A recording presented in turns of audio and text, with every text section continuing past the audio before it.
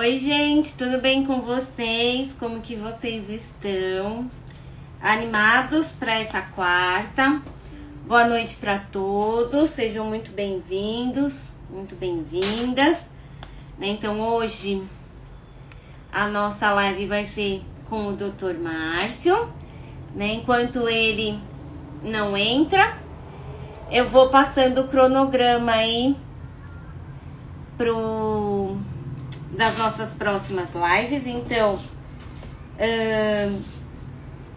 hoje, né, nós vamos falar aí sobre o pâncreas artificial, o que tem de novidade, o que não tem, se é verdade, enfim. O Dr. Márcio vai contar aí tudo pra nós. Também vamos tirar algumas dúvidas de vocês, que vocês mandaram nos grupos. E também aproveitem hoje para perguntar tudo que vocês quiserem pra ele, né? Aí no sábado agora não vai ter atividade. No sábado do dia 12 vai ser com o Rafa sobre bullying. Depois no sábado do dia 19 vai ser com a Helena Boareto sobre o direito e o diabetes. E no dia 26 de março com a Cidinha, pra gente saber o porquê que a gente tem que namorar os nossos pezinhos todos os dias, né? Então essas são as nossas lives.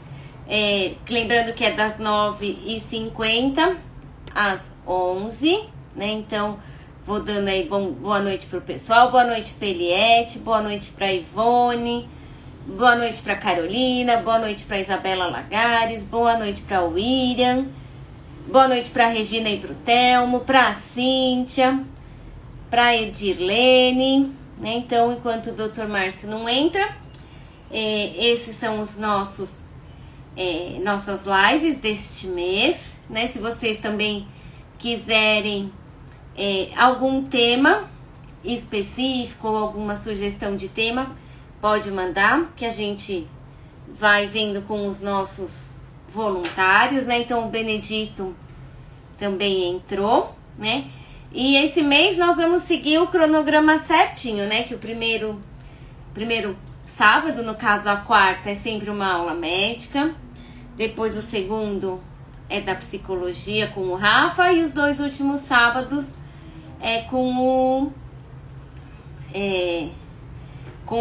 os outros profissionais de saúde, né? Então, nós estamos aí com algumas perguntinhas de vocês. A Daiane entrou, a Inês Paludeto entrou, o Quinho Espanholeto, a Viviane, a Andréia, o Benedito, né? Então o pessoal aí tá entrando, interajam aí comigo. E Eliette, mais algum recado para eu passar para eles ou não? Que agora eu não lembro se tem mais algum recado.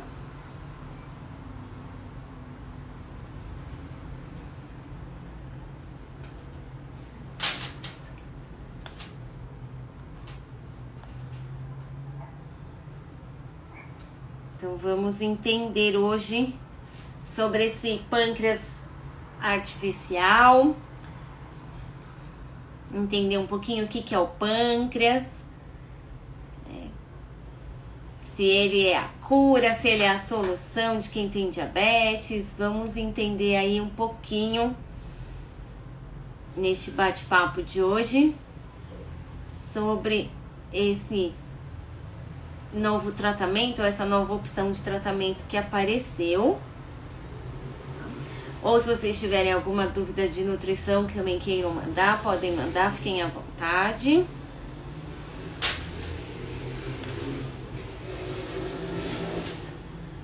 A Helena, que é a nossa convidada do dia 19, também chegou aqui. Boa noite, Helena, Jane, a Márcia, né? Vão mandando aí o aviãozinho, o coraçãozinho, né? Pra gente saber da live. E Helena, já tem uma perguntinha, que acho que foi na live do Rafa, pra você responder aí pra gente no dia 19. Seu malvado favorito tá entrando. É o nosso malvadinho querido, né, Helena? A Marta também entrou.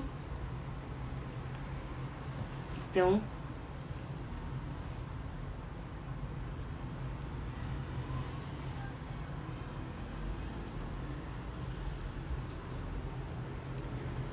vão conversando aí comigo.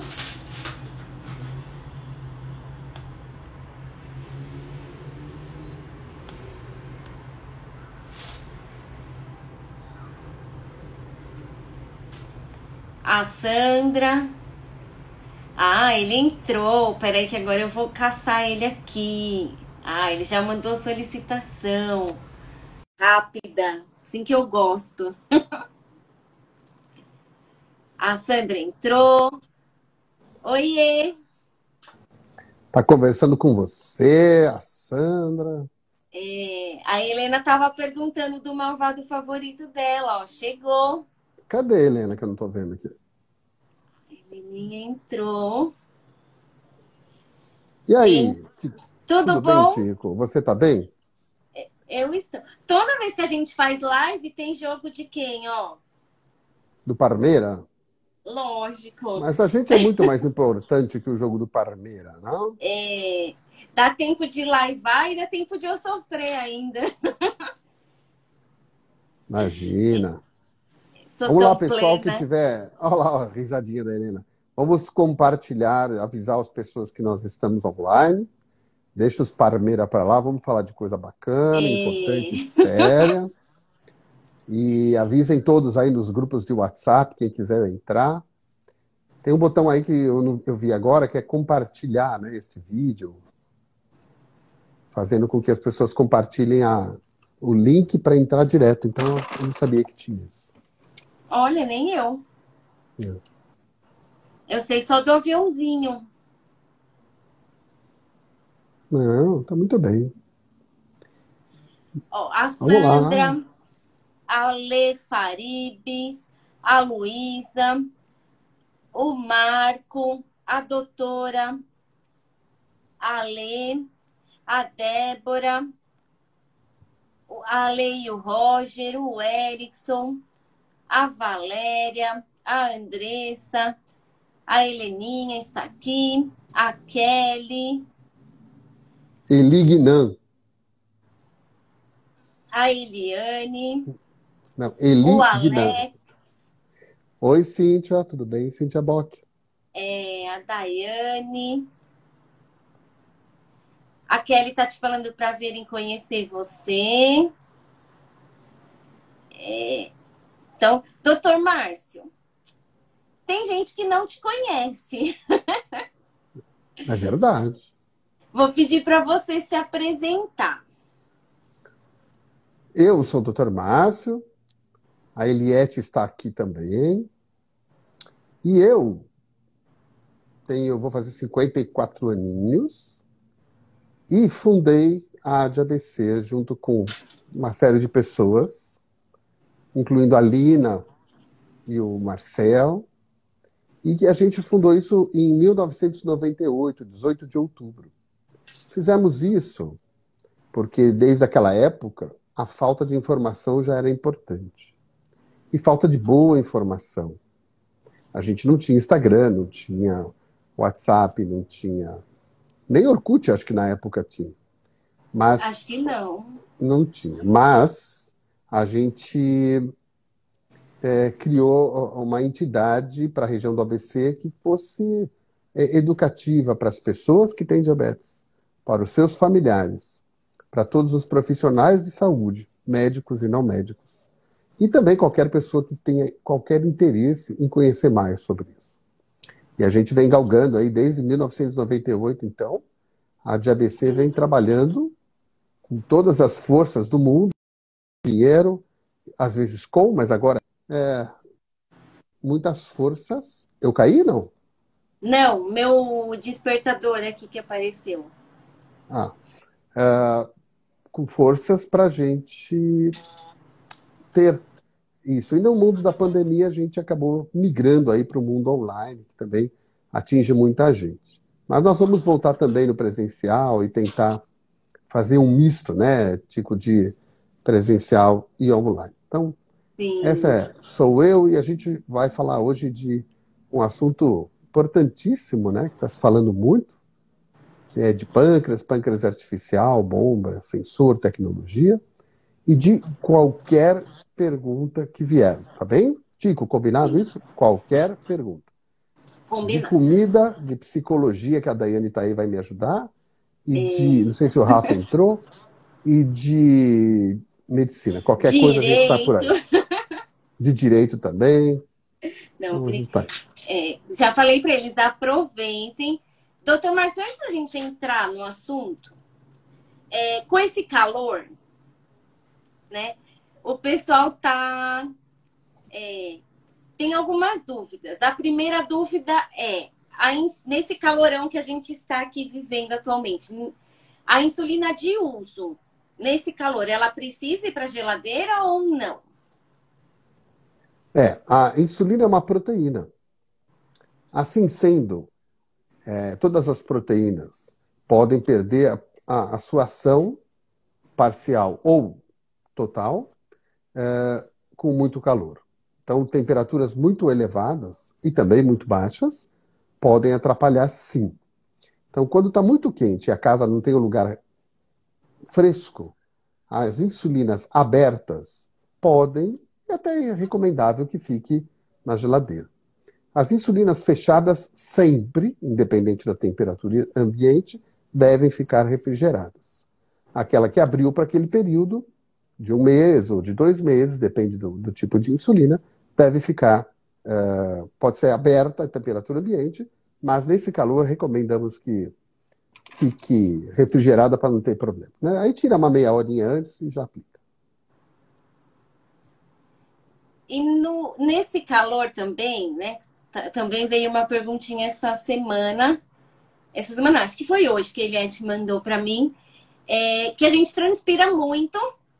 A insulina pode ser eliminada pelo suor e, nesse caso, aplicar mais ou aplicar menos insulina? Ou como que funciona essa história aí Dos poros? dos poros?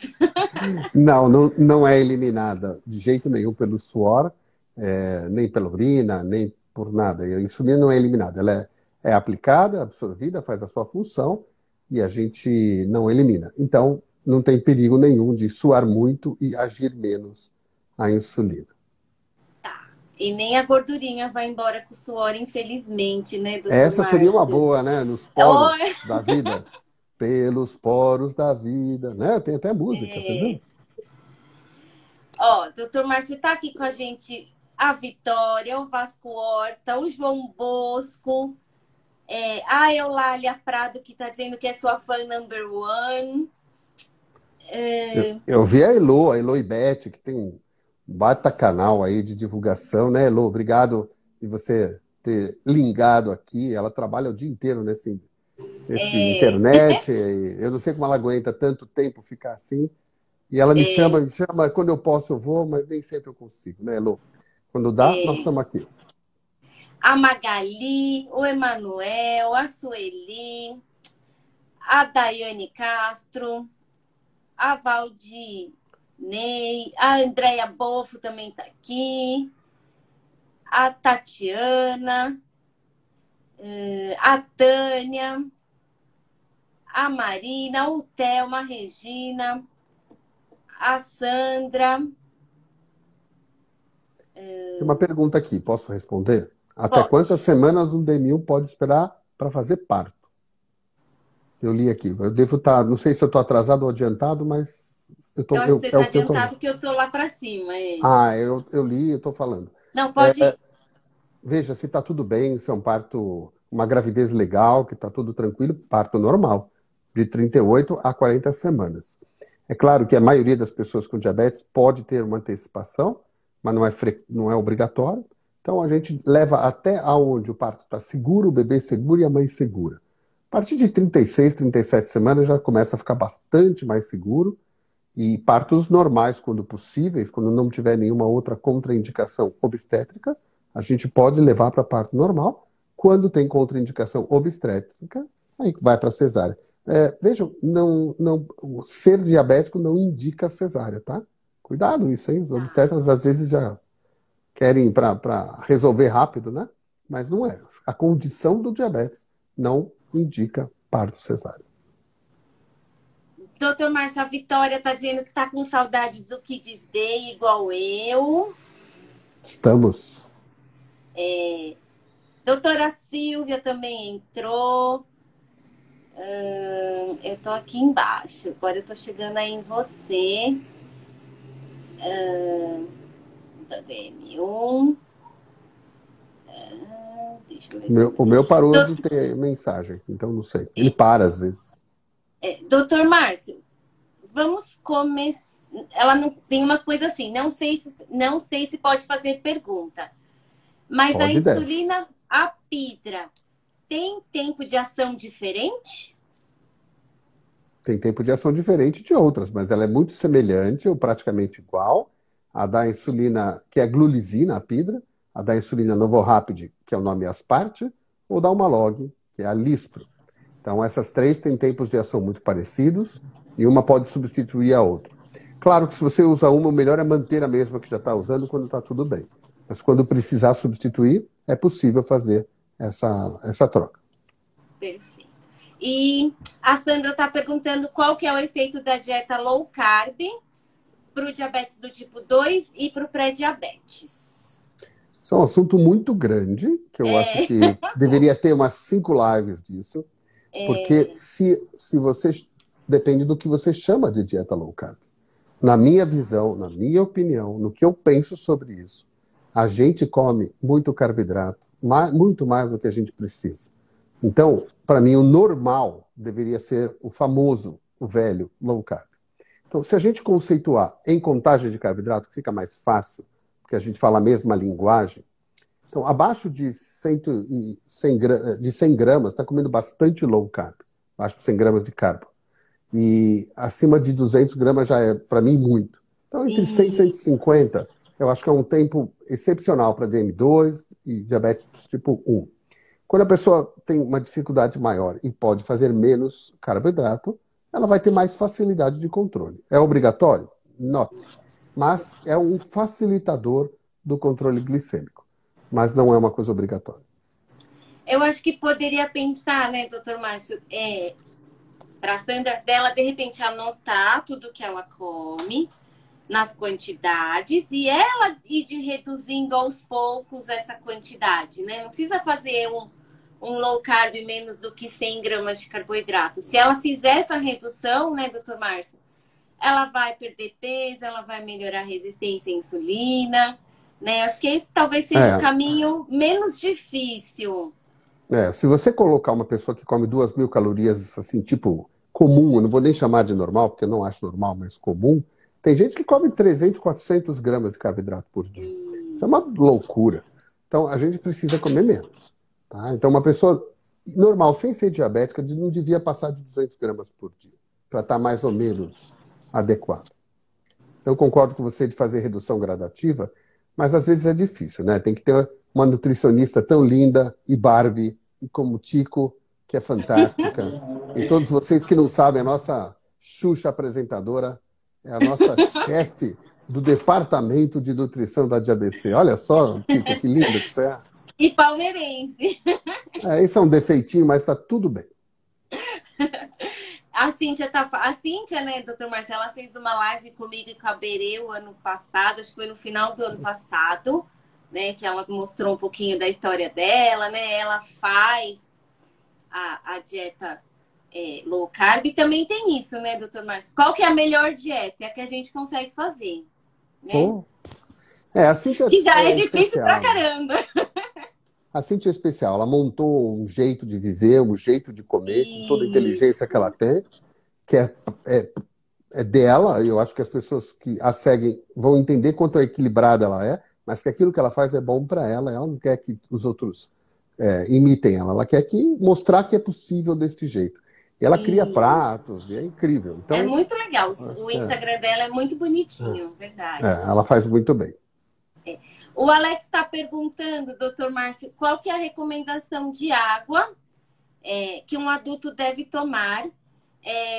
Alex, é 35 ml vezes o seu peso, né? Então é 35 ml por quilo de peso para nós adultos, né? Então, enfim, não sei fazer conta, mas vamos supor que seja para fazer conta fácil, se pesar 2 quilos, 35 vezes 2 seria 70 ml por dia, né? Então é essa que é a conta para a gente tem que fazer. Mas eu acho o seguinte, eu acho o seguinte, em vez de fazer conta de ml por quilo, o melhor jeito de você estar hidratado, porque depende se o dia hoje está como calor, como está hoje, infernal, ou se está frio, é diferente. Então, o melhor jeito é olhar para o xixi. Se você for beber bastante água no período da manhã e vai fazendo xixi, a hora que o xixi está clarinho, quase a cor da água, você está bem hidratado. Pronto. Esse é o número que vai levar você a ter uma boa hidratação. É bebendo água, bastante. Não é suco, não é coca, não é leite, não é chá, não é café, é água. E bebendo bastante água, a cor do xixi fica clarinha, ficou bem clarinha, hidratou. E aos pouquinhos, né, doutor Marcos? Não deixar vir a sede e virar toda a garrafinha de uma vez. A Sueli colocou que o marido dela tem diabetes e tá ficando baixa, sem o remédio, só com a medicação. E ele tem muito sono.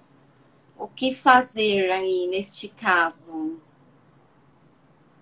Ele está com muito sono? Dormir. Isso precisa Nesse ser calor pode ser pressão, né, doutor? Mas tem muita coisa aí, né? Aí não dá para a gente saber assim com poucas informações, né? Aí consulta um bom médico, conversa, entende por que esse sono. Pode ser que ele não está dormindo à noite, está assistindo live à noite de diabetes, aí fica acordado. Ou, né, tem gente que acaba tendo 3 jornadas, né, doutor Márcio? Trabalha de manhã, trabalha de noite, estuda. E aí eu brinco que se encontra no corredor, né? Porque deita às 2 da manhã e acorda às 5. Né? Tem tanta razão, né, para isso acontecer, né? Doutor Márcio. Uma perguntinha que apareceu agora, que ele me mandou. Vê as perguntas, porque para mim sempre para a rodagem das perguntas das pessoas. Para mim parou em 47 pessoas e não tem mais pergunta, eu não vejo mais. Não, tem 59. Então, o meu parou aqui. Doutor Márcio, perguntinha. Por exemplo, na bomba, a gente usa insulina ultra rápida, né? Pode usar uma ultra lenta, tipo uma Lantus da vida, alguma coisa assim? E qual que é o perigo se usar? Não pode usar, porque a insulina ela tem que ser rapidamente transformada a gente chama de monômeros. A insulina, ela, quando entra no subcutâneo, ela forma cristais que vão se dissolvendo para formar monômeros, que é uma molécula, tipo é como se fosse isso aqui, doutor Márcio? E aí quebra nas bolinhas? Perfeitamente. Excepcional a sua ideia. E aí ela só entra no vaso sanguíneo, a insulina, onde ela precisa entrar, quando tem uma bolinha só dessa. Tá. Mas ela fica como se fosse esse monte de bolinha. Então, se você puser uma insulina lenta, ela vai demorar muito para se dissipar, e aí a glicose não vai abaixar. O perigo é ficar com a glicose bem alta e ter até cetoacidose. Não é para fazer isso, não. Então não pode, de jeito nenhum. Não. Nem a regular. A regular pode, mas a gente não costuma usar porque ela demora mais. Antes de ter a ultra rápida, a gente usava a regular em bomba. Bem no comecinho. Doutor Márcio, acho que seria legal para falar para o Vitor os sintomas de hipoglicemia, que eu acho que talvez seja essa acho que a dúvida que ele tem. Bom, a hipoglicemia é quando a glicose está baixa. A gente pode considerar abaixo de 70, mas ela é considerada clinicamente importante quando ela é abaixo de 54. Quando ela está entre 54 e 70, a glicose ela tem o risco de ficar significativamente importante. Os sintomas principais podem acontecer mesmo com a glicose ainda mais alta, porque quando cai a glicose, depende da velocidade de queda, já pode o corpo ter sintomas. Sintomas principais de tremor, batedeira no peito, suor frio, ansiedade, nervosismo, fome. Isso são os primeiros sintomas. Se não melhora, ou se é mais profundo ou mais grave, vão ver os sintomas de falta de glicose no cérebro, que a gente dá o nome de neuroglicopenia. Esses sintomas de falta de glicose no cérebro podem ser de sonolência, de perda dos sentidos, de falar besteira, de desmaio, até coma e convulsões. Então, tudo depende do nível e da velocidade de instalação. Mas os principais sintomas são os adrenérgicos, que rapidamente a pessoa que tem diabetes e que em geral usa insulina ou sulfonilureias deve estar atento, fazer um teste. Ou quem usa o sensor, olhar o sensor para poder rapidamente detectar e corrigir antes de entrar numa situação tão mais severa como essa. O Quinho está perguntando do sensor, né? Aí ele está perguntando por que tem que colocar na parte do braço, né? Se pode em que locais se pode só colocar aqui no braço ou em quais locais que pode colocar para ter a medição? O sensor do Libre foi testado, aprovado e os estudos feitos apenas no braço. Por isso que o Abbott apenas recomenda esta região, somente por essa razão. Nessa região aqui, né? De trás do braço, onde aplica insulina.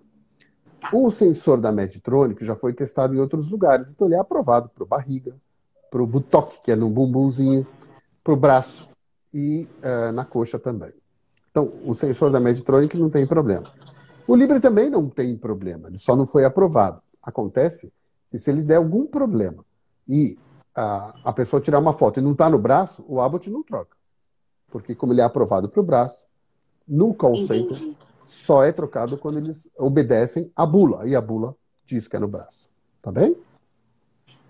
Mas ele funciona em qualquer outro lugar. Todo mundo sabe disso, todo mundo já usou. Todo mundo não vou dizer, mas muita gente usa e sabe que funciona. A gente não pode, enquanto médico, fazer uma recomendação, porque a gente tem que seguir a bula. Mas a gente pode aceitar que a pessoa utilize, observar e entender se aquilo está funcionando bem ou não para aquela pessoa. Perfeito. Estão perguntando, e aí eu também já vou perguntar do pâncreas artificial. A partir de que idade pode usar a bomba de insulina? Se tem isso de idade, quais são as indicações para a bomba de insulina e depois para o pâncreas artificial? Bomba de insulina pode ser usada desde o nascimento. A indicação de usar bomba é desde o nascimento, não tem problema. Então, antes de explicar no pâncreas artificial, a gente tem que dizer que a terapia com bomba de insulina ou a terapia com bomba de insulina mais o sensor já está aprovada em utilização no Brasil há muitos anos. A minha primeira instalação de bomba foi em 1999. Então, nós já temos aí 23 anos que eu comecei a fazer isso. Isso já tinha no Brasil um ano, pelo menos. Então, 98, na verdade, deve ter chegado ao Brasil. Então, essa terapia, ela é muito conhecida por nós. Acontece que ela vem evoluindo. Esta evolução, que são a automação, ou seja, a aplicação da insulina de forma cada vez mais automática, dependendo cada vez menos do ser humano, está em grande evolução nesses 23 anos. Na verdade, desde sempre se estuda essa possibilidade. E todos sentem na cadeira. Eu vou contar uma coisa. Nós não temos o pâncreas artificial. Não existe pâncreas artificial. Nós temos um sistema que é uma inteligência artificial que comanda uma bomba baseada no sensor e nos testes de glicose. Comanda parcialmente, comanda entre 70% e 80%, 90% das vezes, esta bomba, mas ela ainda não é a substituição de um pâncreas artificial. Então é um sistema que já tem, só que é evoluído e que está cada vez mais autônomo. Não é exatamente a substituição de um pâncreas. Um pâncreas, ele produz enzimas para digestão, amilase, lipase, etc. Um pâncreas endócrino não produz só insulina, produz glucagon, produz substância amiloide. Então, o pâncreas, o órgão pâncreas, ele é muito complexo e ele não é substituível. Então, não existe um pâncreas artificial. O que vai existir é uma máquina que infunde insulina o mais perto da possibilidade possível, dentro de faixas aceitáveis, não normais. Vamos, depois, se vocês quiserem, eu explico melhor isso. Mas faixas aceitáveis. E dentro destas faixas, hoje, 2022, aceitáveis, ele sozinho, com pouca ajuda do ser humano, mas precisa de ajuda, precisa fazer teste, precisa trocar o catéter, pôr insulina, precisa ficar de olho, precisa pagiar a máquina. Esta máquina chega a 70% a 80% de acerto dentro dessa faixa alvo, que hoje a gente aceita como boa, não perfeita, boa. Então, isto foi denominado como pâncreas artificial híbrido. Mas é uma denominação, que nem seu nome é Elaine e o meu é Márcio. É nome. Isso não é um pâncreas artificial. É um nome. Agora, a idade que está aprovado em bula são crianças, me ajudem quem está aí, eu acho que são 6 anos de idade para frente, ou que usem uma quantidade de insulina maior do que 12 unidades por dia. Eu não decorei isso ainda, porque é muito recente, mas basicamente tem um peso ou uma idade. O pessoal que está indo certamente vai nos ajudar aqui. Sim. Eu não consigo pegar o computador para ler a bula agora. Tá. Ou seja, seria uma evolução desse sistema de infusão contínua de insulina, é isso? Exatamente. Exatamente. A única coisa é que ele é um pouco mais independente do que a bomba, é isso? Ele é bem mais independente. Bem mais independente. Então veja só, como é a vida de uma pessoa com diabetes? Ela tem que pensar no que vai comer. Ela tem que fazer um teste, ou passar o sensor quando tem. Ela precisa fazer um cálculo da dose da insulina que ela vai usar, tanto para a comida que ela vai comer e prevenir uma subida, quanto para corrigir uma glicose que já ficou alta. Ela precisa pensar se ela vai fazer exercício ou não, se ela está na TPM ou não, se ela está braba ou não, se ela foi lá... Dormiu ou não. Dormiu ou não. Se ela foi receber os insumos e não tinha insumo, ela ficou braba. Então, é preciso pensar em uma quantidade gigantesca de coisas para tomar uma decisão. E essa decisão humana, ela passa por um processo mental que é protetor. Se a Daiane estiver aí e quiser me ajudar a entender isso, a Daiane Piaretti, que é psicóloga, ou outro psicólogo, que é protetor. Portanto, ele vai sempre proteger de hipoglicemia e vai permitir ficar mais alto. E a bomba é uma máquina que toma decisões baseadas em ordem. Você manda, ela obedece. E o acerto da máquina é muito maior do que o ser humano, que não tem o sistema límbico, que seria o prazer e o medo envolvido. A gente toma decisões muito difíceis no ser humano. E a bomba toma decisões que são por algoritmo. E é por isso que ela acerta. É a mesma coisa de você escolher um caminho para ir do ABC para São Paulo, sozinha, e deixar o Waze escolher o caminho para você. Tá certo? Então, esse é o exemplo que eu quero dar. O Waze, ele tem informação que tem trânsito em determinado lugar, que está chovendo, alagado em determinado lugar, e que lá vai demorar mais. Então, ele vai por um caminho que ele considera, pela inteligência artificial, mais adequado e rápido para você. Você pode aceitar ou não. Então, é mais ou menos isso que está acontecendo com essa evolução. E vai melhorar? Vai melhorar ainda mais. Melhores sensores, melhores insulinas e algoritmos mais inteligentes vão cada vez ficar mais autônomos. E o grande problema é você permitir que o ser humano, Tico, aceite ser controlado por uma máquina. Ser controlado. Os homens não gostam de ser controlados por mulheres. Eu ia falar isso. Tinha que botar o Waze ligado com o volante do carro, né? Para poder seguir. Porque a gente é rebelde. E nem vice-versa. Por isso que os carros autônomos não estão no mercado ainda. Porque eles vão fazer isso, exatamente essa decisão do melhor caminho e do melhor jeito de dirigir. Eles vão matar muito menos, vai ter muito menos acidente quando tiver autônomo. Mas isso vai ter que demorar até o sistema estar pronto, para não ter acidente agora.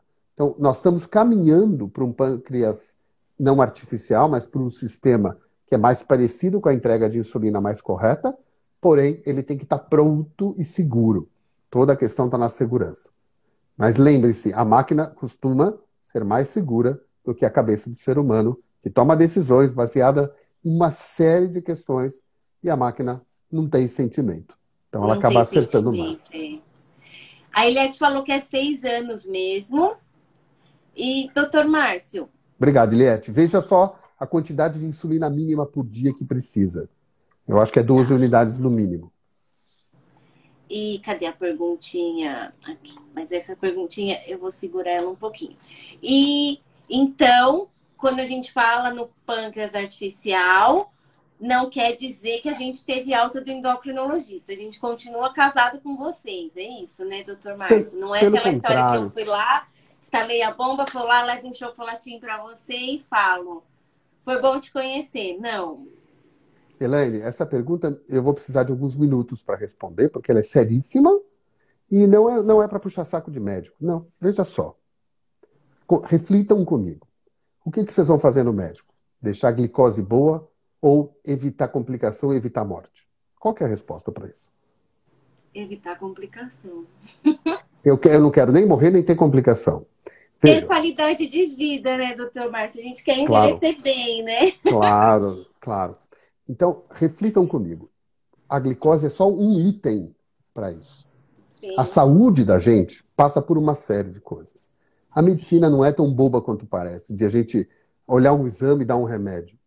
Não é simples assim, a gente E você interpreta assim exames. substituía, né, doutor Márcio? Já tinha entrado Claro, a inteligência claro, artificial aí no lugar de vocês, né? claro. A gente tem que interpretar a pessoa, os exames, a vida dela, o sofrimento que ela tem, a história de vida, a posição social desse indivíduo, como ela encara a vida, como ela não encara a vida. A gente tem que interpretar as outras comorbidades, colesterol, pressão, doenças cardíacas, história da família, coisas que ela tem concomitantemente. Então, ela está com câncer, ela está com doença da vesícula, ela está com doença não sei o quê. Então, o médico ainda não é só para ver glicose, minha gente. O médico, o endocrinologista, antes de ser endócrino, ele tem obrigação de ser um clínico geral. E o endocrinopediatra, antes de ser endocrinopediatra, ele, por obrigação, quando ele é bem formado, ele vai ter a clínica geral da pediatria. Então, ele tem que ver o indivíduo como um indivíduo, como um ser humano. Humano, humanidade. Isso não tem a ver com máquina. É insubstituível, será sempre insubstituível. Então, as pessoas que pretendem deixar o pâncreas trabalhando sozinho e não ir ao médico vão se deparar com questões de saúde que não foram vistas porque não tiveram a oportunidade de ter profissionais para ajudá-los nessa trajetória. A gente Sim. sempre diz que uma pessoa que tem diabetes, quando descobre o diabetes, tem a oportunidade de ser muito mais saudável do que aquele que nem, não ficou diabético, porque ele frequenta o médico e está vendo outras coisas da saúde. A pessoa é vista de uma maneira global. Claro que por bons médicos, bem informados. Nem todo mundo é igual, tá tudo bem. Mas nós temos sim bons profissionais, a gente tem que concordar. A nutricionista não olha só comida, ela conversa com o ser humano. Ela conhece a vida da pessoa, não é? Como que ela vai adequar e dar um papel pronto sem conhecer o indivíduo? Então, nós profissionais da saúde somos treinados e queremos cuidar das pessoas enquanto pessoas. Sim. Não só pontos, olhar exame. Se fosse assim, era mole. Eu estava aqui em casa, olhava exame, dava remédio por internet, não precisava conversar com ninguém. Era mole. A consulta não precisava demorar, né, doutor Márcio? Naturalmente, naturalmente. Então, Verdade. por isso que eu acho que tudo bem, as pessoas vão se afastar talvez do médico para isso, mas em algum momento vão precisar. Né? Vão precisar e vão voltar, por conta não da glicose só, mas por conta da saúde como um todo. Ou vai no amor ou vai na dor, né, doutor Márcio? Não tem muita escolha, né? A ADABC preza pelo Amor, lógico. sempre, sempre. Por isso que a gente educar as pessoas é conversar para elas refletirem, trazer informações, trazer coisas para bater nessa cabeça e a pessoa refletir, puxa, não é que é verdade isso? Não é que eu estava pensando de outra maneira? Não sei se a Malu entrou, porque agora não estou vendo mais ninguém, mas a Malu dizia para mim assim, diabetes no começo era um enorme bicho papão. E depois, com a ADABC, com o sensor, com bomba, com tudo que ela aprendeu, virou um bicho de estimação. Então, ela transformou dentro dela um problema numa solução. Então, ela vive uma vida saudável, adotou a filha dela, está super feliz, com as dificuldades totais, mas a própria doença, a Elo, que tem uma profissão hoje, muitas pessoas que estão trabalhando com isso de forma bacana. Então, é muito Sim. mais do que controlar açúcar no sangue, né? Muito mais. Seria muito fácil, mas não teria graça, né, doutor Márcio? E a Daiane colocou, né, perfeito, né, que a doença crônica, ela exige adaptações e isso implica em muitos sentimentos para lidar e elaborar, né? E a gente muda, né, doutor Márcio? Eu acho que isso já aconteceu com você milhões de vezes, de o paciente falar não, né? Você propõe um tratamento, ele fala não, e daqui 3 meses ele vem e fala, sabe aquele tratamento que você propôs? Hoje eu quero fazer, né? A gente muda também, né? E aí a importância de não mudar de médico, né, doutor Márcio? Quando eu brinco do casar com o médico, escolhe um que vocês gostam e caminhem juntos, porque é com o tempo, né, doutor Márcio, que essa troca vai ficando cada vez melhor, né? E aí vai errando menos, né? E nós médicos também mudamos de rumo de vez em quando, né? Nós mudamos de rumo. Às vezes eu falo para o paciente, olha, eu acho melhor você fazer bariátrica. Ele volta um ano depois para me mostrar que emagreceu sem bariátrica. E aí ele fala o quê?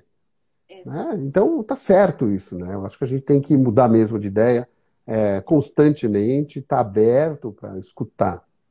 Escutar é um exercício complexo, né, Daiane, né, Tico? É complexo a gente escutar. Eu estou aqui falando, devia estar escutando mais. De qualquer forma, eu todo dia me cobro a escutar. Veio uma pesquisa dizendo que o médico não deixa o paciente falar mais do que 1 minuto e 30, né? E ele já interfere. Então eu tenho contado no relógio agora para ver se eu consigo demorar mais que 1 minuto e 30 Vou contar antes de amanhã. cortar.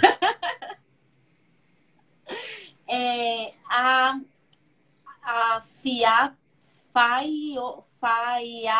Magna tá dizendo que tá ansiosa pela consulta dela com você. E eu vou aqui na perguntinha aqui. Cadê que eu perdi ela? Que eu queria ler o da Dai, agora eu perdi. Não, tá aqui pra...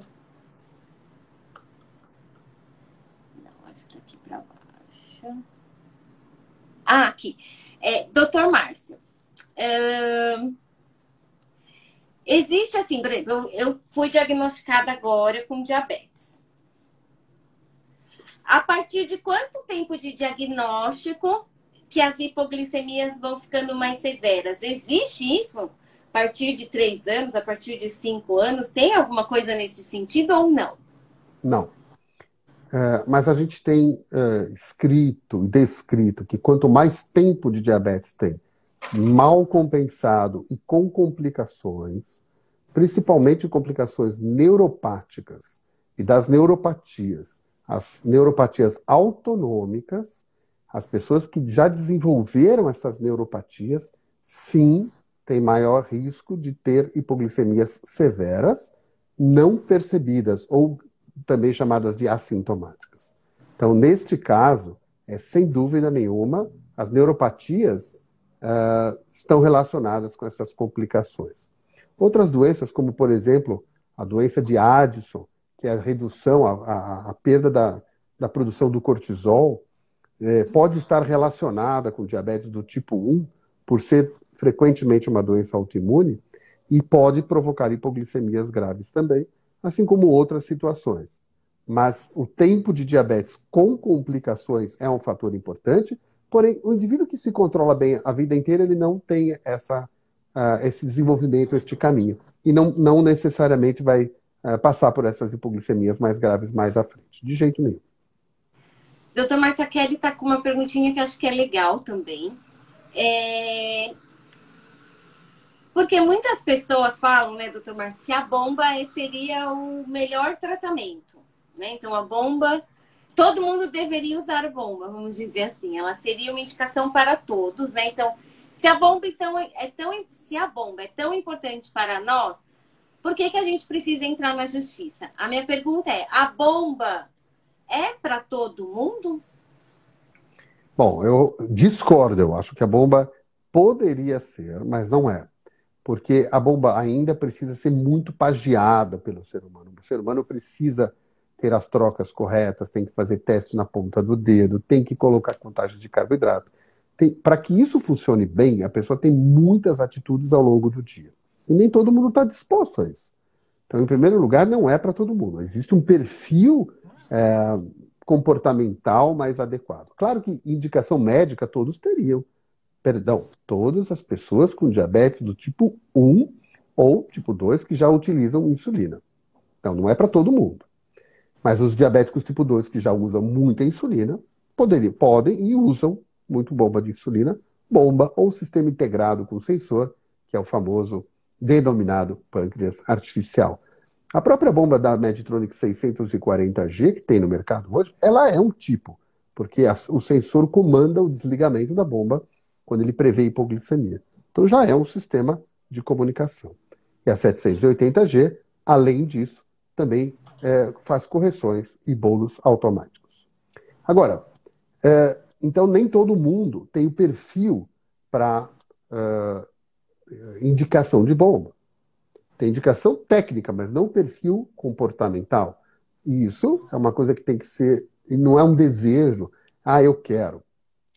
Aí a gente também não deve entrar na justiça. Eu acho que é um erro isso, né? A gente pode entrar na justiça quando o governo não oferece aquilo que a pessoa necessita e pode usar. Mas não é uma coisa que precisa entrar na Uma justiça. Certo? obrigação. De jeito nenhum. A gente deve sempre tentar o processo chamado administrativo, aqui no Estado de São Paulo, onde a gente pede administrativamente esse tratamento para quem precisa e pode fazer o tratamento, quer dizer, quem precisa e que tem o perfil de indicações, e justifica isso. E aí, se a gente tem uma negativa e eles não explicam a razão, o indivíduo tem o direito de procurar um advogado para fazer isso. Mas não é uma coisa que, por exemplo, a de ABC indique, que o Dr. Márcio peça, indica. É um direito do ser humano. Você tem o direito, se você achar que sua conta de água está muito cara, você tem o direito de discutir isso até entrar na justiça. Se vai ganhar ou não outro processo. Se você acha que foi ofendida, né, Heleninha? Você pode me ajudar aí escrevendo. Você tem o direito de processar aquele indivíduo. Isso não quer dizer que vai ganhar ou não. Tá? Então, o direito é uma coisa que do juridiquês aí que eu não entendo muito. Então, eu quero deixar claro que a gente não deve achar que quem vai por bomba vai para juízo e tem que ficar fazendo. Frequentemente acontece, mas não é obrigatório e nem sempre a gente deve fazer isso. E eu acho que o primeiro ponto é o paciente também querer, né, doutor Márcio? Porque não é todo mundo que quer a bomba, né? Então, o primeiro passo é o paciente também falar, eu quero ou eu não quero usar a bomba. Também estão perguntando, cadê? Se consegue esse sistema via SUS, se já dá para entrar com o processo administrativo, como que está aí essa questão? Olha só, esse sistema novo que chama 780G da Medtronic foi lançado dia 12 de fevereiro. Certamente é uma coisa tão nova, né? E não há ainda, que eu conheça, nenhuma liberação administrativa. Pedir, nós podemos, é um direito nosso de preencher o papel administrativo. Se vamos receber, ganhar a condição, não é uma obrigação. E na justiça a mesma coisa. Tá? Então, tudo que é muito novo ainda não está adaptado no sistema. Tá? Então, a gente não sabe se isso vai ser possível, se vai ganhar, não vai. É uma tentativa ainda, tem que ter muita calma e paciência e não sair por aí gritando e brigando, porque assim acho que é difícil conseguir alguma coisa. E a Aline está perguntando quando que voltam as nossas atividades presenciais. A gente está pensando aí para o segundo semestre, né, doutor Márcio? Acho que a Tico sabe mais do que eu. A gente precisa dar uma acalmada ainda nesses números, né? E o Vitor colocou, quando que eu brinquei, né, de casar com o médico e tal, ele falou que é isso mesmo, né? Que vocês olham tudo na nossa saúde, né? E é verdade. A Malu tá mandando coraçõezinhos. A A Angélica está colocando que hoje é mais fácil de cuidar do diabetes do que antigamente. E aí, doutor Márcio, você concorda ou não? Que hoje com essa tecnologia ficou mais fácil ou menos difícil? Eu acho que não é mais fácil, não. Eu acho que tem muito mais ferramentas, Angélica. Existem insulinas, mas muito mais modernas e mais parecidas com a fisiologia. Existem as bombas, os sistemas integrados, sensores, para quem tem dinheiro, infelizmente. Mas para quem não tem dinheiro nenhum, ainda é NPH irregular, do mesmo jeito que quando eu me formei. Quando o João se formou, era seringa de vidro. Quando a Silvia se formou, era seringa de vidro. Uma dose de NPH ou 2 por dia. E aí as coisas foram se desenvolvendo. Então não é que é mais fácil de jeito nenhum, mas tem muito mais ferramentas. E essas ferramentas fazem com que a gente atinja controles melhores, previna as complicações, viva com muito mais qualidade e melhor. Por outro lado, a tecnologia tem um fardo, que é um monte de aparelhos conectados e de a gente ter informações sobre eles o tempo inteiro. Estava discutindo isso hoje com a Daiane de manhã. Como é o ser humano com esse monte de informação? Então, imaginem vocês uma mãe com uma criança que acabou de sair do hospital, que apareceu diabetes, ela está cheia, lotada de dúvida que não vai conseguir tirar num dia, e ela já sai com o sensor do hospital cheio de informação, fazendo 25, 30, 40 escaneadas por dia do Libre para poder ver suas glicemias do seu filho. O que ela vai fazer com 40 escaneadas por dia? Então, a informação é boa, porém tem que saber utilizar. Não adianta você ter um carro maravilhoso, uma Ferrari, que tem 400 botões, mas ele vai para frente, para trás e para os lados, igual vai a charrete. Então, E não saber para quem serve, né, doutor? então acho que a gente tem que fazer o que eu chamo de passo a passo, que é igual a saber aprender a ler e escrever, a refletir. Que você começa com a letra A, vai para a letra B, junta o AB, vai para o O, vai para o E, vai construindo este conhecimento. Como o Rafa diz, um processo. Quem assiste às lives do Rafa sabe que a palavra processo aqui entra todo segundo sábado. Como, E a como Vitória diz a Helena, colocou... como diz a Helena, tudo é processo. E A Helena é a advogada, Vitória, gente, para quem não sabe. a Vitória colocou que ela, quando também o médico sugeriu a bomba e ela não quis, e depois ela quis, né? Então é isso, né? Que graças a Deus que a gente muda, né? E a Daiane colocou, profissionais com escuta faz total diferença, o acolhimento faz parte de uma boa adesão e de um bom tratamento, principalmente no início do diagnóstico, né, doutor Márcio? Nessa hora a gente precisa desse acolhimento, né? Então, isso é fundamental. Eu queria que a Elaine falasse para quem não conhece a GABC, o que acontece há 23 anos, no primeiro sábado do mês, sobre acolhimento, mães novas com crianças novas. No primeiro ou no segundo? Então é o segundo, que eu estou atrapalhado. Eu fico mal de frente das câmeras, é no segundo. Acontece as lives com o Rafa, né? Então aqui, agora live, né? Mas eram todas presenciais. A gente já fez... Vixe, só aqui com o Rafa eu já fiz, se eles têm vergonha de dizer que diabetes, aceitação. Nós vamos falar sobre bullying agora.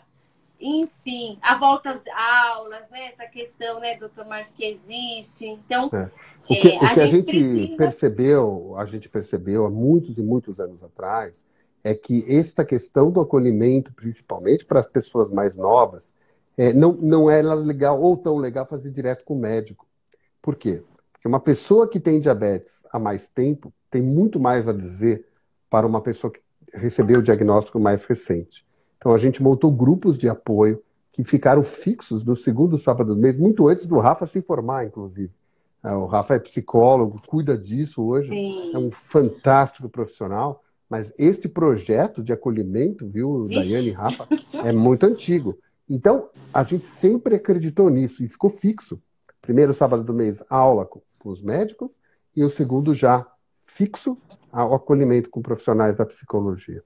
Então, hoje a gente está no mundo online, mas a gente deve voltar para o presencial e online híbrido em algum momento para manter este acolhimento. O acolhimento não dá para ser feito só online, né? Eu acho que a gente precisa abraçar as pessoas e mostrar o calor e, enfim, trazer conforto para quem precisa nessa hora. E aqui eu aproveito para agradecer, porque eles interagem muito aqui com a gente, né? Eles contam muitas coisas que a gente sabe que é difícil, né, doutor Márcio, falar da parte emocional numa live, e eles interagem muito com a gente, né? Agora, doutor Márcio, a Vivian está perguntando assim: tô com a glicemia alta. Então, tô lá com a minha glicemia alta, não baixa de jeito nenhum, tô com ela alta. Depois de quanto tempo que eu tenho um quadro de cetoacidose? Como que funciona aí a cetoacidose? Ótima pergunta. A cetoacidose não é e nunca foi um quadro de hiperglicemia constante. Só acontece cetoacidose quando falta a entrada da insulina dentro das células. Só. A glicose alta porque comeu pizza, lasanha, chocolate, Copenhagen, Páscoa, não provoca cetoacidose. Falta de insulina provoca cetoacidose. Então, é verdade que esses remédios hoje, para diabetes do tipo 2, que algumas vezes a gente utiliza em diabéticos tipo 1, o Jardiance, Forxiga, Invocana, eles podem provocar uma cetoacidose com glicose praticamente normal. A gente chama de euglicêmica. Então, tem cetoacidose com glicose não tão alta. Por quê? Porque faltou insulina, não entrou insulina o suficiente para bloquear um processo de queima da gordura, que aqui no final leva ao aparecimento dos corpos cetônicos, que dá aquele cheiro bem característico na boca, dores na barriga, uma respiração muito rápida, o indivíduo vai piorando em poucas horas e pode levar ao coma e à morte se não bem tratado. Então, sem dúvida nenhuma, é uma pergunta importante, mas não é comer muito que dá cetoacidose. É não aplicar insulina corretamente por horas seguidas. Então, por exemplo, quem usa bomba, ou agora até o pâncreas artificial híbrido, se o catéter entortar ou o sensor modificar ou tiver algum problema na bomba, ele pode ter cetoacidose. Tá? Então, é preciso... o risco de usar o sistema integrado ou bomba é aumento do número de cetoacidoses, por não percepção de que aconteceu algum problema, não toca alarme, às vezes toca, mas em geral não toca, e aí a pessoa pode entrar em cetoacidose, tá bem? Então esse é um risco, tudo tem risco na vida. Por isso, Sim. de novo, precisa de um perfil de uma pessoa consciente para poder usar um sistema desse e saber o que está acontecendo em cada momento. Doutor Márcio, e a bomba com o pâncreas artificial, quanto tempo que elas podem ficar desconectadas? Isso é individual. Se ela ficar desconectada, seja bomba, seja pâncreas. A pâncreas artificial é uma bomba, só que ela é conduzida por uma inteligência artificial que manda a insulina ou não manda. Agora, se ficar desconectado por algumas horas, isso já pode provocar cetoacidose. Então, depende. Tem pessoas que têm mais reserva de insulina, tem pessoas que têm menos. Quanto mais magra a pessoa, menos tempo ela aguenta sem insulina. Quanto mais cheinha, ela aguenta um pouquinho mais. Mas tudo depende de indivíduo. Mas horas é um número. Horas pode ser 2 horas, horas pode ser 8 horas, horas pode ser 24 horas. Mas passado disso, todo mundo vai ter corpos cetônicos e cetoacidose. Eu estou falando de diabéticos tipo 1. Não estou falando de LADA e não estou falando de diabetes tipo 2. Nem de MOD. Entendi. E a Márcia está perguntando se a deficiência de vitamina D pode causar resistência à insulina. Não, a resistência à insulina é um processo genético, sempre, e que tem uma relação direta com a obesidade ou com o ganho de peso, principalmente o ganho de peso na cintura abdominal, que vai devagar, provocando um processo inflamatório crônico do tecido gorduroso no corpo inteiro e aumentando a resistência à insulina. A vitamina D não é uma causa específica disso, mas comumente está associada com piora, mas não com o aparecimento. Então, a gente, quando a vitamina D está muito baixa, deve ser reposta, não só por essa razão, mas por muitas outras razões. Mas nós não estamos aqui na festa da vitamina D. Hoje em dia é festa, não é? Todo mundo toma, nas doses maiores. A gente repõe em quem tem deficiência e não em quem tem vontade ou acha que vai cuidar do Covid, né? Vitamina D não trata de Covid, não dá não previne infecção por Covid, tá? É isso. Doutor Márcio, a Kelly está perguntando se a bomba de insulina pode ter alguma reação. Ah, não sei, a bomba não conversei com ela ainda, se ela tem reação, se ela fica nervosinha. Não, se a pessoa sabe lidar com esse equipamento, precisa saber quais são os problemas que podem dar infecção na pele, entupimento do sistema, dobradura do sistema, o catéter pode dobrar. Se a pessoa souber lidar com isso, acabar a insulina do reservatório, não tendo essas questões todas que são treináveis, não tem nenhum outro grande problema. E outra, as pessoas que usam bomba, ou o pâncreas artificial híbrido, ou o 640G, podem tirar férias desse sistema. Pode, não tem nenhum problema. Vou para a praia, passar uma semana, volta para a sua insulina basal, pode ser a glargina, que é Lantus, pode ser a Tresiba, que é Degludeco, pode ser NPH. Volta com a sua insulina rápida nas refeições, contando carboidrato. Tem vários aplicativos, eu gosto muito do Glic, da minha amiga Carla Mello, que vai fazer o cálculo de bolos, igual a bomba também tem uma calculadora de bolos, e vai ser feliz, não precisa obrigatoriamente. Descansa da bomba uma semana, 15 dias, volta com ela, se dá bem. As pessoas têm, às vezes, um pouco de ranço, cansam de usar, então ela pode descansar, tirar férias da bomba também. Eu até recomendo que façam isso. Tá. Peraí que a Vitória está perguntando da vitamina D. Ela está dizendo que usar a vitamina...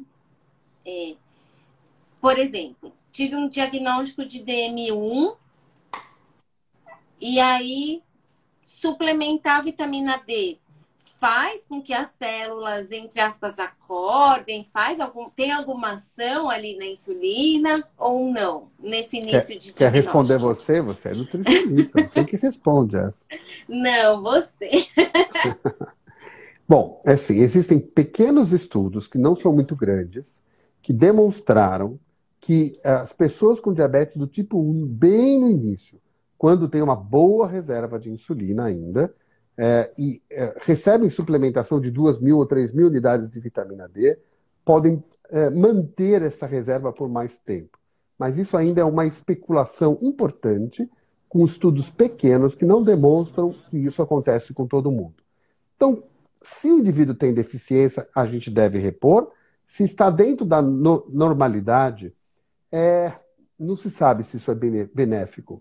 E o problema que nós estamos vendo hoje, que eu quero chamar a atenção, é a toxicidade da vitamina D. Uhum. Nós estamos vendo gente tomando doses muito elevadas. Sim. E se intoxicando de vitamina D com níveis no sangue acima de 100 e levando a hipercalcemia, com calcificação dos vasos sanguíneos, calcificação com pedras no rim, pedra no coração, na coronária. E é gravíssimo. Não dá para deixar do jeito que está. Tem o pessoal que se chama, desculpa, de nutrólogo, chama de medicina integrativa, que eu não sei o que é isso, antropófago, não sei o que lá, dá um monte de nome e lança injeções de vitamina D com 600.000 unidades, com 800.000 unidades. Sim. E todas as pessoas que a gente vê no consultório, pelo menos, que receberam doses tão elevadas, podem correr o risco de intoxicar. E isto é sério e grave. É sério. Então a gente tem que tomar muito cuidado e saber fazer isso aí para deixar a vitamina D apenas dentro da faixa da normalidade, que vai de 30 até 60, mais ou menos, nanogramas por ml, dosado na corrente sanguínea. Sim. A gente vê de tudo nesse mundo com a vitamina D, infelizmente. Ela não é o chá milagroso, né, para tudo, não é? Doutor Márcio, tá perguntando aqui se pode, por exemplo, ter um diagnóstico de 2 meses de diabetes.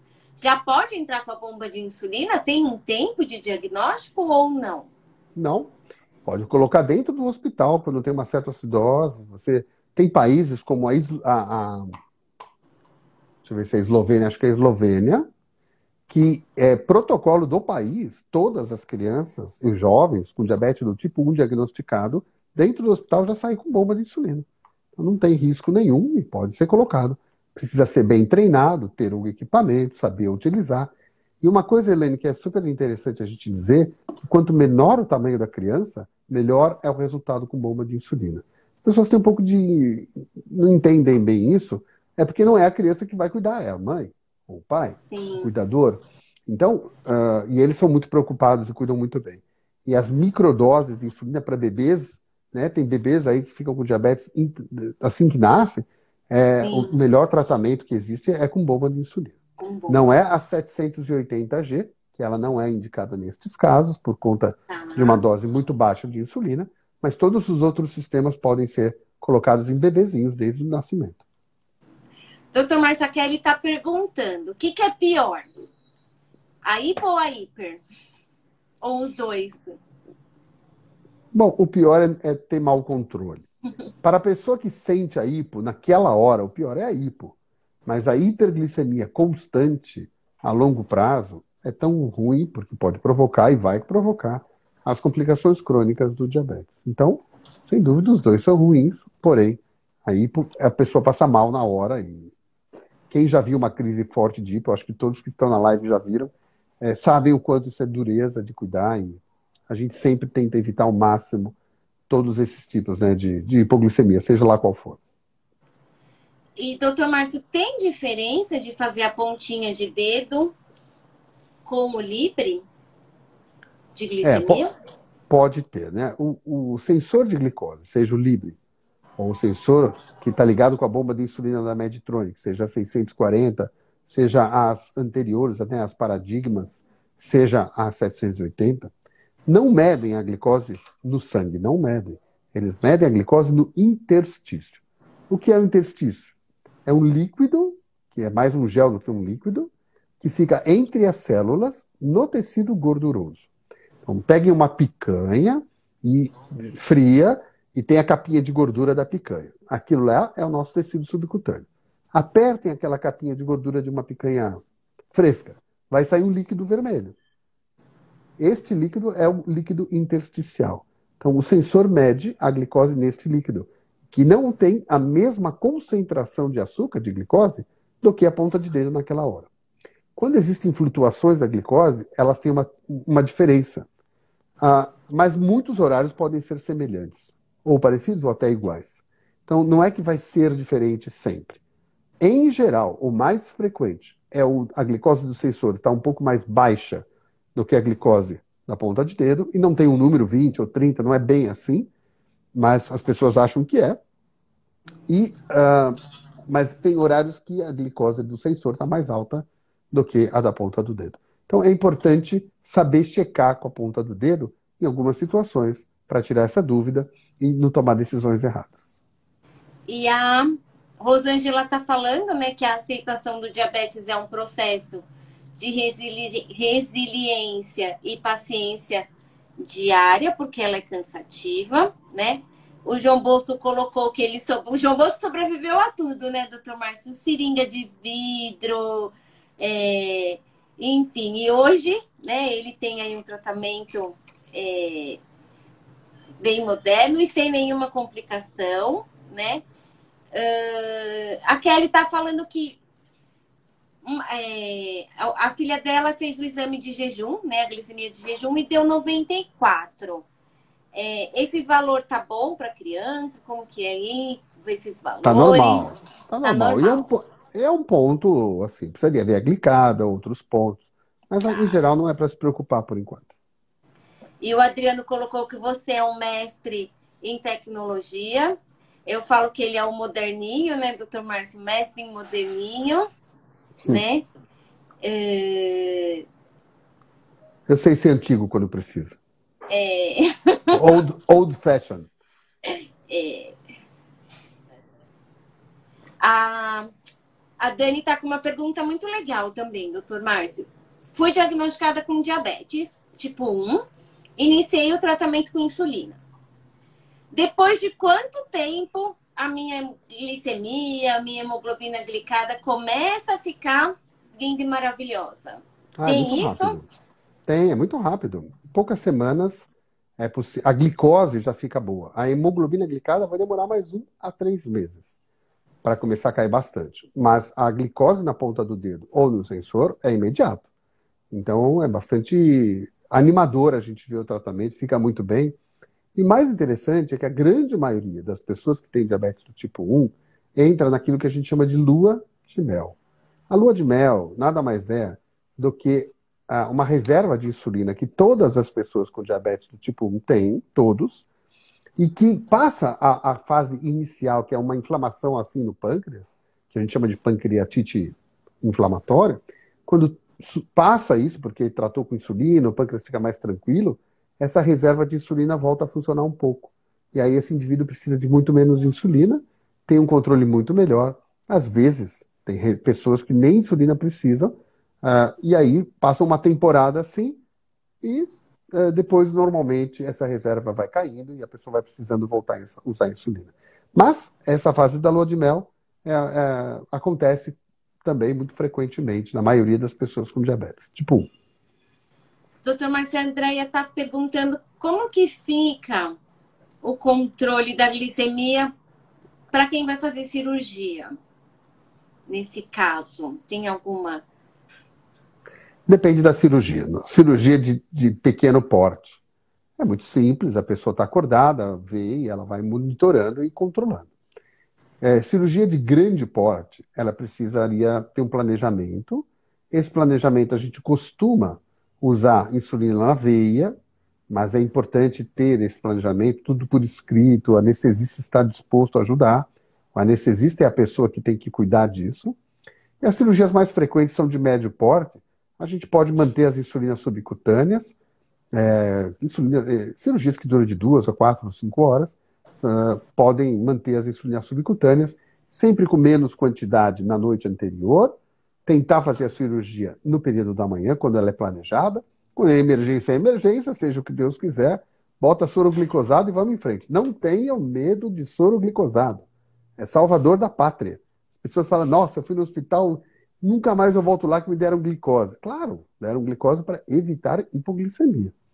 Então, é comum que use, e então a gente faz esse planejamento, e é caso a caso, não dá para generalizar assim, como deve ser feito. Em geral, menos insulina na noite anterior, para quem usa insulina, menos remédio no dia anterior e no dia da cirurgia, para evitar hipoglicemia. O mais importante é tentar manter uma glicose entre 100 e 180 no período cirúrgico. Esse é o mais importante. Tá. A Cíntia está falando aqui, né, da história dela, né, que ela fez o tratamento com a vitamina D, enfim, e aí ela conseguiu ter bons resultados desde o início do tratamento, né? A Camila está perguntando sobre a insulina inalável, se ela tem algum risco para o pulmão. Nenhum risco para o pulmão. Infelizmente, minhas informações é que nós vamos não ter mais no Brasil em algum tempo, porque ela não... Talvez pelo custo, ou talvez pelo brasileiro não ser tão afeito, ela não foi bem comercializada e a empresa talvez não queira mais trazer ela dos Estados Unidos. Então, pode ser que isso aconteça em algum momento. Mas ela não tem risco nenhum para o pulmão, não. Só não pode quem fuma, quem tem a doença pulmonar obstrutiva crônica e asma, não devem usar, porque pode diminuir o que a gente chama de função pulmonar, que é vista na espirometria, na fração de 1 minuto que a gente faz um exame, e pode diminuir. Então, quem tem essa doença não deve usar. A Vanessa está falando que você é o melhor médico do mundo, né? Eu não sei que Vanessa, é melhor eu não saber, porque senão... Vanessa Catarussi. Então eu só agradeço, né? A Daiane está colocando que as terapias integrativas não podem substituir um tratamento, mas complementar, né? Na área da psicologia também ouvimos muitas coisas preocupantes, né? Precisamos sempre nos atentar à seriedade dos profissionais, né? Uma coisa não substitui a outra, né, doutor Márcio? Eu acho que são complementares, como a Daiane colocou. Eu acho que fazer terapia é fantástico, eu acho que é obrigatório, se a gente pudesse, todo mundo. Acho que ter a nutricionista que entende o indivíduo é muito importante. Não é a nutricionista que dá um papelzinho.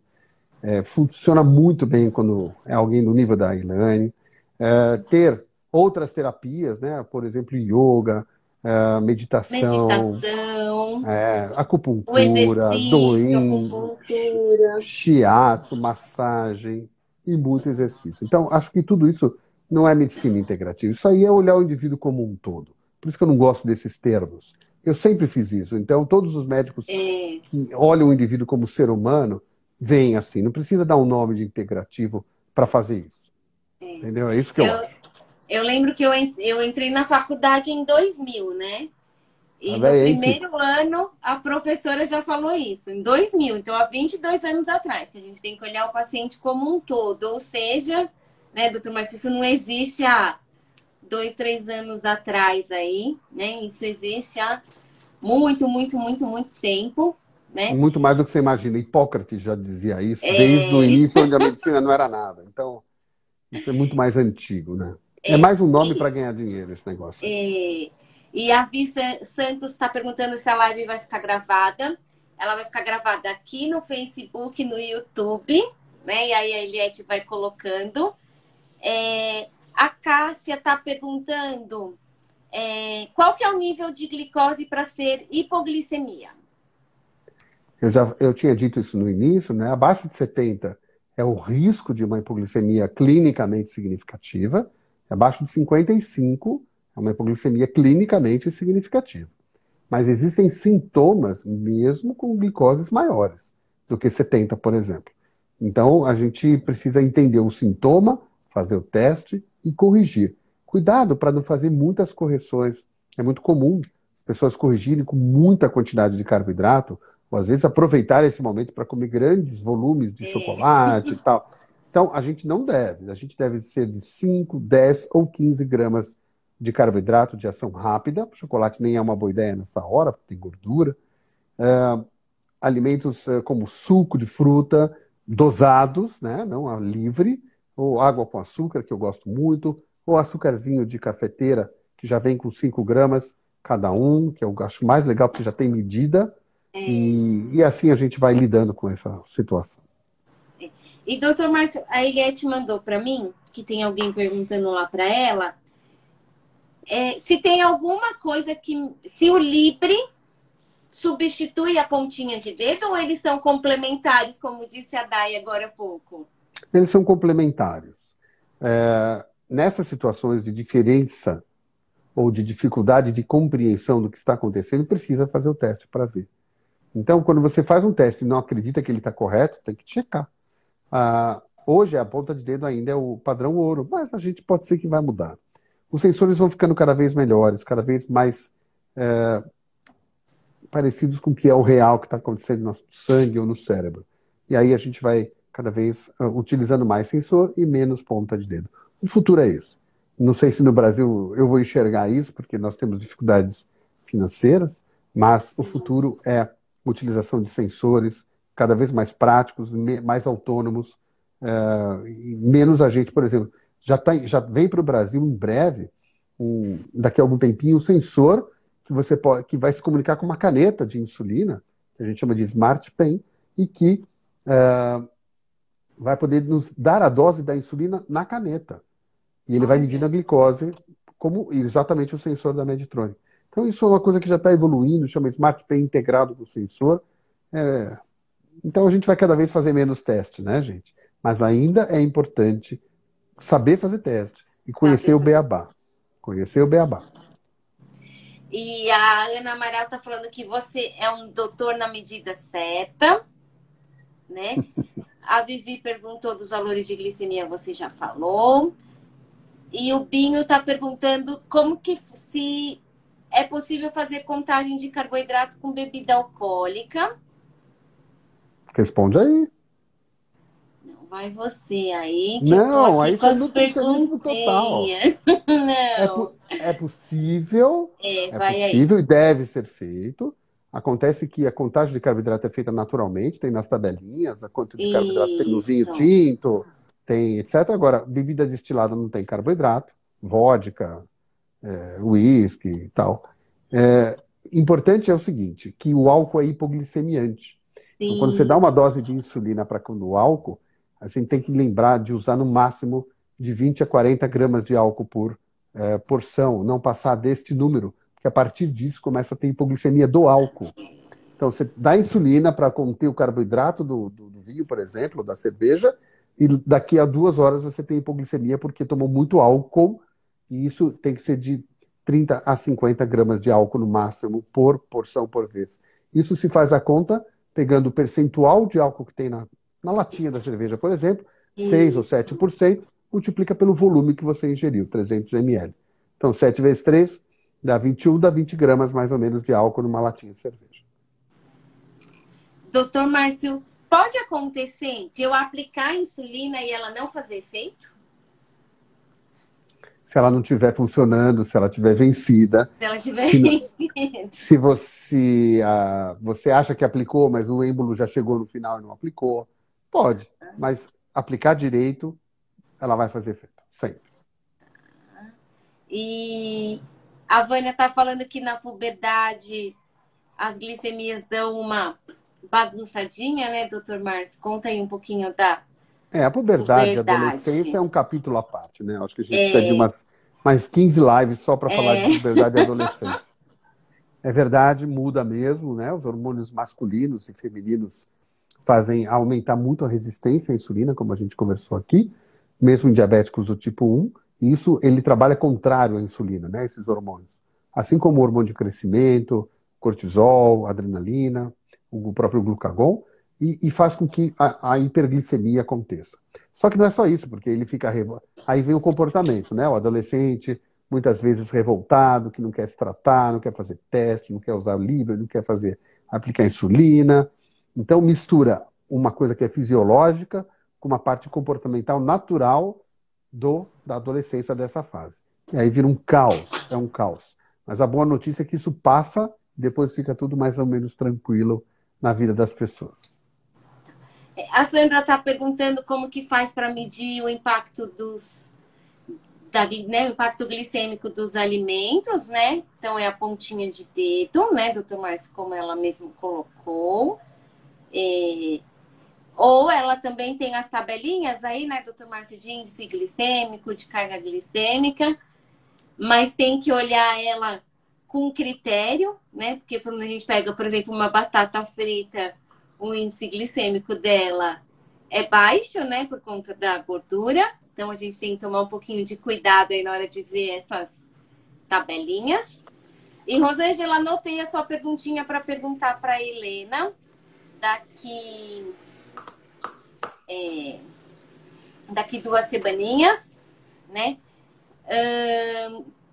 A Vitória tá falando que quando ela bebe, ela fica medindo a glicemia o tempo todo com medo da hipo, né? Mas ela não deixa de tomar a insulina, né? Tá correto.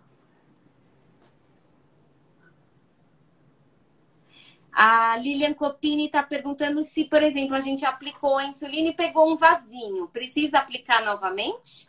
Não, pode seguir em frente. Não, faz que não existiu, faz que não viu. Finge que não viu, finge demência. Vai funcionar bem.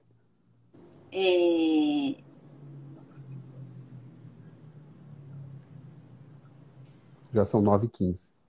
Não, acho que agora acabou aqui as perguntinhas. Vamos deixar o povo com mais dúvida um pouquinho para frequentar a ABC, frequentar as nossas Afinal, lives. foi uma consulta médica, né? Porque foi glicemia, medicina integrativa, vitamina D, insulina inalada, bomba, diferença do Libre com a pontinha de dedo, valor, o que fazer. Mas essa na é a proposta, né? glicemia.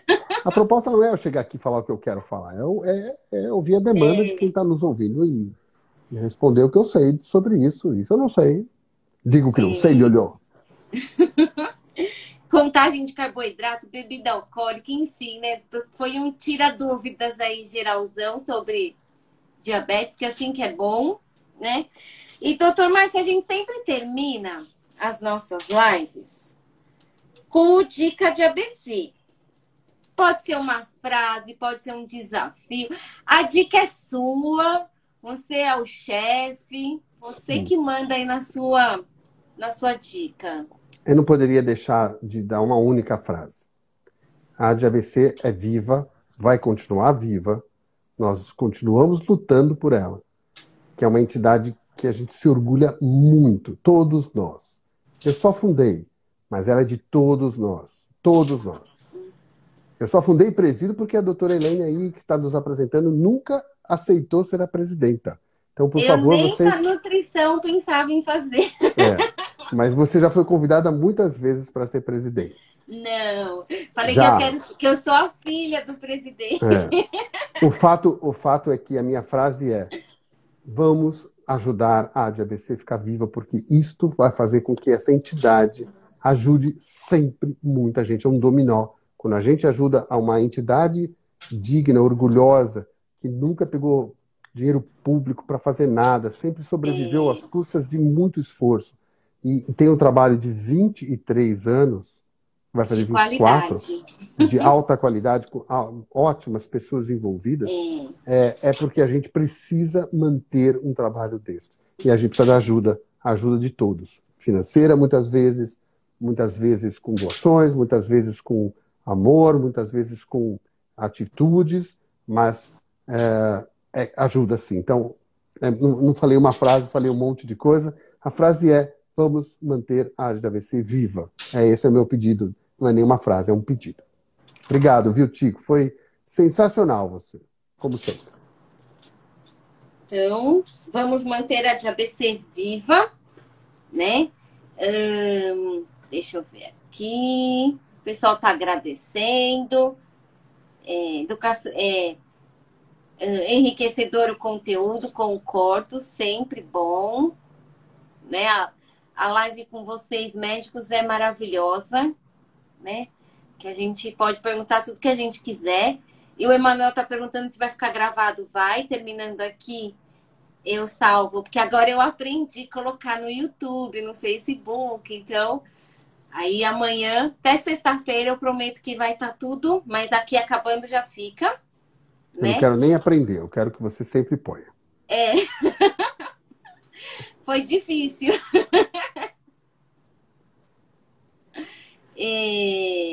O Emanuel tá falando que tinha que ter uma de ABC em todos os estados, né? Seria muito bom. A Feltrin Contente está perguntando onde fica a sede da ABC em Santo André. Não sei o endereço, porque ela mudou de nome, que eu não conhecia ainda. Vou conhecer amanhã. E, doutor Márcio, obrigada por esse bate-papo aí de 1h20, né? E semestre que vem a gente caça você aí na sua agenda. A gente pede um horário para você. Eu vou estar por aqui, pode deixar. Um beijo, um super beijo para todos. É difícil, mas a gente consegue. Consegue, eu também quero.